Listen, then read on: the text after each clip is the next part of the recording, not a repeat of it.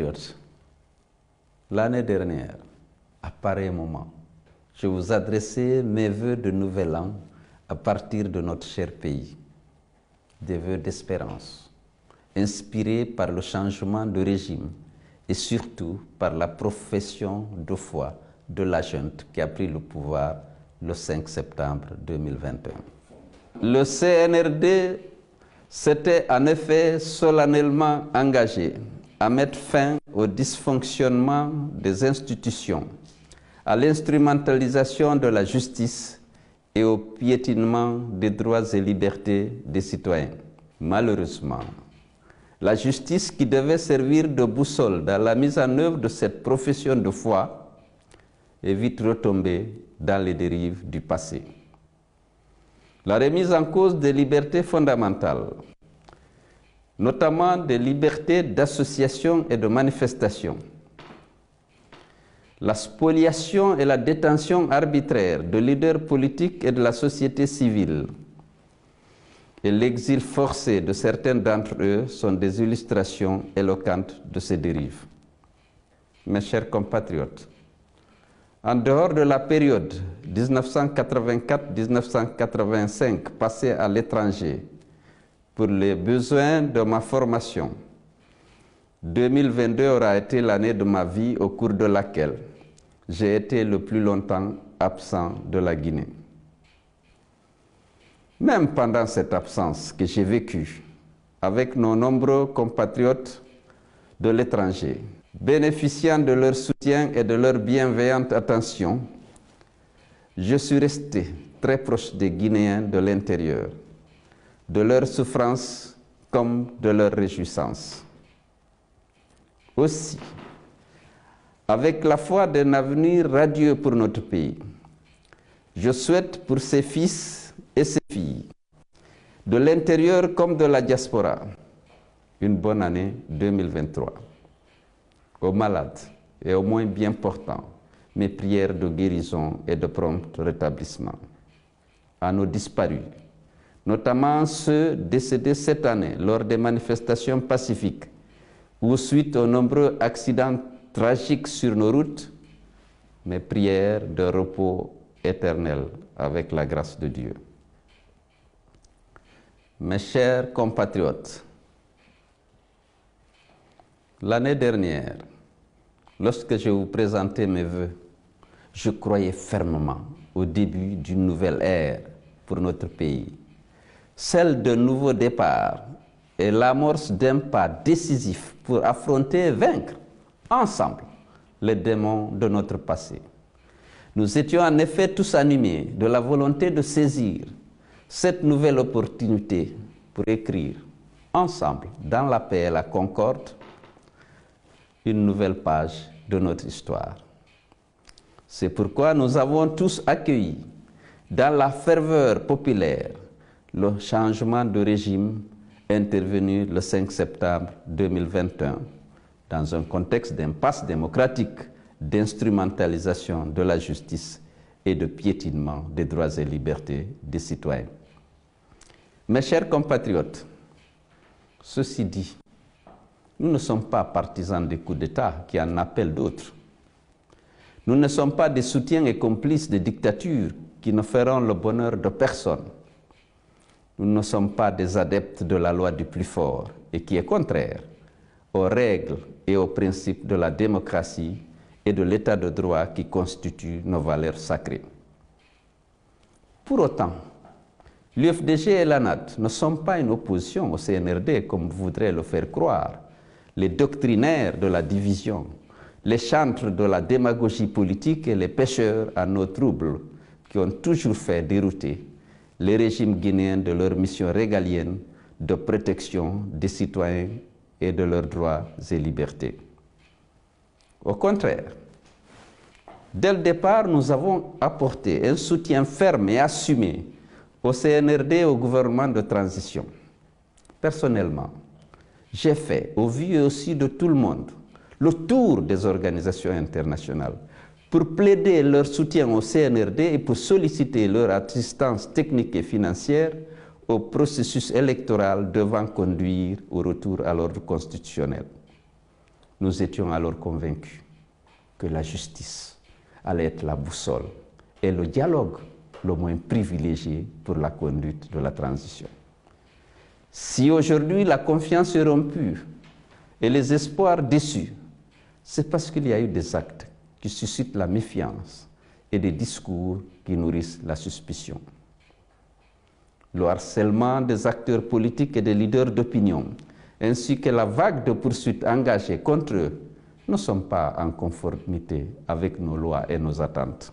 Ils ne sont pas non plus inspirés par notre volonté partagée de lutter contre l'impunité et de moraliser la vie publique. En vérité, la lutte contre la corruption et la promotion de la bonne gouvernance brandies par les autorités ne sont que des prétextes pour justifier une épuration politique dangereuse et une chasse aux sorcières imprudentes qui pourrait être lourde de conséquences pour l'unité et la stabilité du pays.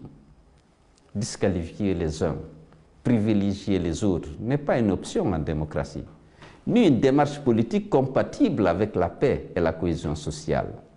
La souveraineté appartient au peuple qui seul a le droit de choisir ses dirigeants lors d'élections ouvertes, inclusives, libres et transparentes.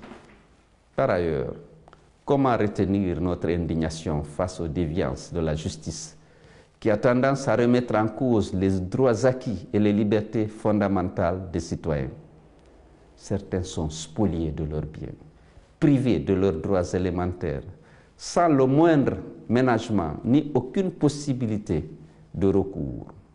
L'État, censé protéger les citoyens, est devenu une cause non négligeable de leur insécurité. Surtout pour ceux d'entre eux qui dénoncent les dérives du CNRD ou militent en faveur de retours diligents à l'ordre constitutionnel. Toutefois, l'UFDG et l'ANAD réaffirment leur disponibilité à jouer leur partition dans la restauration de la confiance entre les acteurs politiques et le CNRD et dans la préservation de la paix dans notre pays.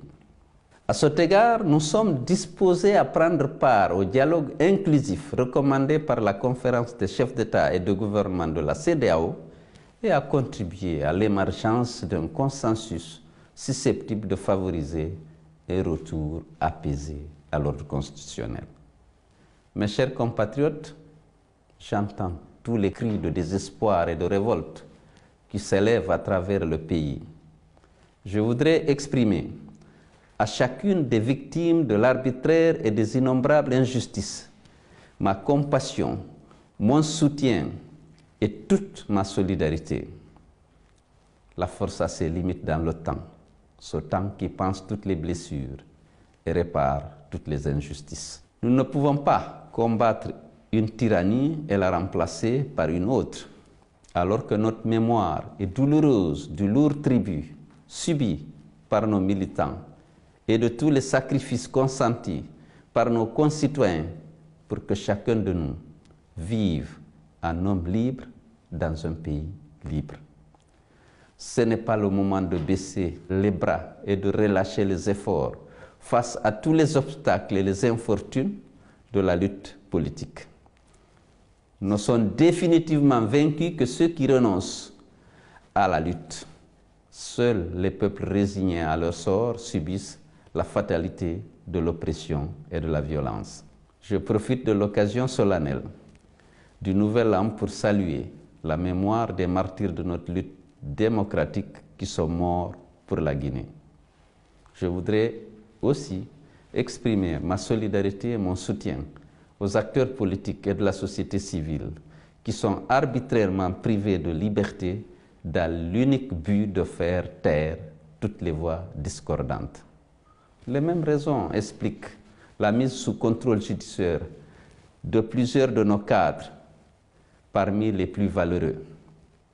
Toutes ces victimes de la répression politique et de la violence d'État auront droit à la justice. D'autant que l'impunité ne peut plus être garantie pour personne à notre époque. La conscience du monde refuse le règne de la terreur et de l'arbitraire. Le procès du 28 septembre qui se déroule sous nos yeux et qui est suivi partout dans le monde est un avertissement éloquent pour tous ceux qui ont la tentation de confisquer le pouvoir par la force ou par la ruse et de priver ainsi le peuple de son droit de choisir ses dirigeants. Une telle voie est sans issue, sans honneur ni gloire. Comme vous le savez, l'UFDG est prête à aller aux élections à tout moment parce que notre parti a une vision et une ambition noble: unir et servir la Guinée. Notre parti a été plébiscité par la majorité des Guinéens à l'occasion des différents scrutins organisés dans notre pays depuis 2010. Notre électorat continue toujours de s'élargir et nous avons tiré les leçons de nos expériences et des victoires dont nous avons été spoliés. Ni la force, ni la fraude ne pourront nous priver désormais d'une victoire obtenue dans les urnes. Les Guinéens sont en effet mobilisés et déterminés comme jamais à défendre le respect de la vérité des urnes. J'exprime mon infinie gratitude, témoigne de mon profond respect et de toute mon admiration aux responsables militants et sympathisants de l'UFDG et de l'ANAD. Force et honneur à ceux qui, malgré les campagnes d'intimidation, les manœuvres de débauchage, les tentatives de corruption matérielle et morale, les exactions vécues dans leur chair et dans leur âme, continuent de se montrer dignes et fermes.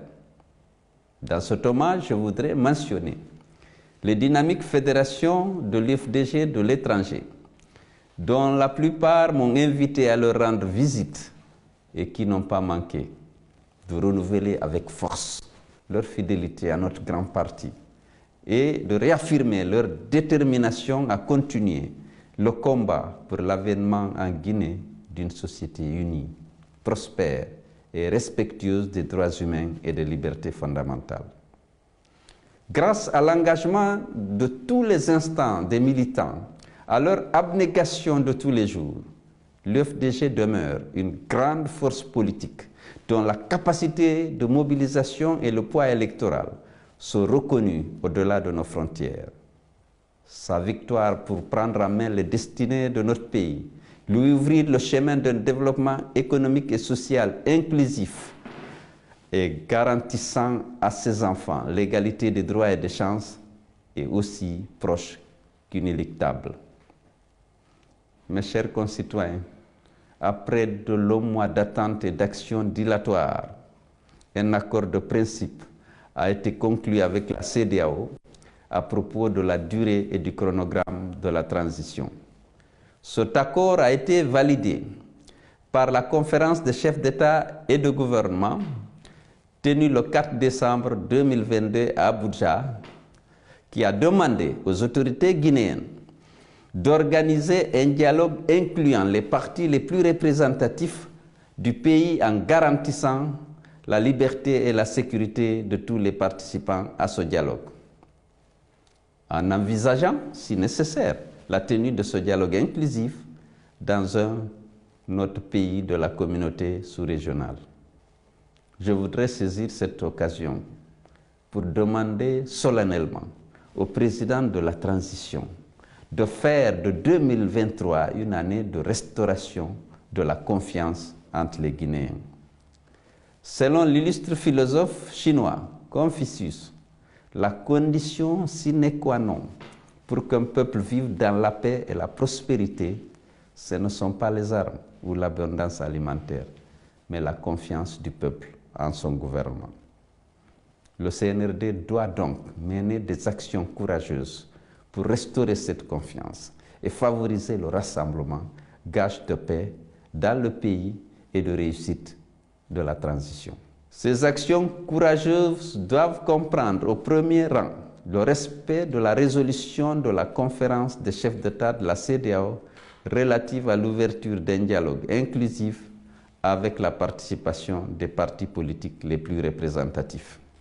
L'arrêt immédiat des harcèlements judiciaires contre les acteurs politiques et de la société civile. La restauration des libertés fondamentales, notamment la liberté d'association et de manifestation. Le droit à la justice pour les victimes des répressions lors des manifestations politiques. Mes chers compatriotes, l'année 2023 qui s'annonce sera l'année de tous les défis pour la Guinée, qui soit retrouve l'espoir et la confiance perdus, soit tombe dans l'abîme des reculs de l'état de droit et la ruine des acquis démocratiques chèrement obtenus. Je n'ai pas de doute que les bonnes consciences triompheront, comme par le passé des forces décadentes du mal. Avec l'UFDG et l'ANAD et l'ensemble des forces démocratiques, dans l'union de tous et l'unité d'action, le pays relèvera encore la tête, porté par la ferveur des lendemains meilleurs et par notre patriotisme avéré. J'adresse mes vœux chaleureux de bonheur et de prospérité à chacun et à tous pour la nouvelle année.